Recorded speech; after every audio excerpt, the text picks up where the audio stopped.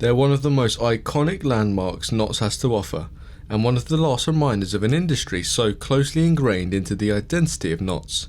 And soon the former Brinsley Headstocks will be replaced with new, safer materials in all their former glory. That's after inspections by Broxtowe Borough Council last winter found the original headstocks, which were more than 150 years old, were unsafe. The wooden structure was dismantled and put into storage, but in July the Council's Cabinet approved a full £200,000 oak structure replacement.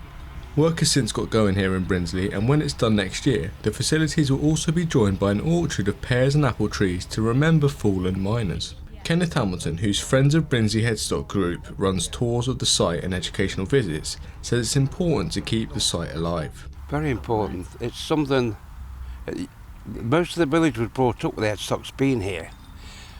Their kids were brought up with headstocks being there. Their grandchildren are brought up with headstocks being here.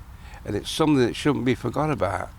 When this mine was going, there was no such thing as showers or anything like that. The miners who worked here walked to work no matter what the weather, done a 8-12-hour shift on the back, covered in dust.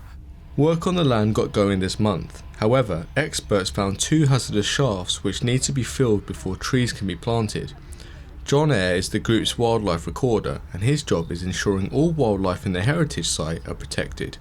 John comes from a line of miners dating back more than 2 centuries and believes the restoration is vital in educating children about the county's mining heritage. It's vital that young people know what coal mining was all about, because obviously there isn't any in the area now. My family have been in an unbroken line of 200 years as miners, and I'm the last one. I worked in the industry a short while, and then they closed all the collieries, and so that was the end of that. But it's a vital part of our heritage. Despite the bumps in the road, the restoration work is still expected to be complete by the end of 2025.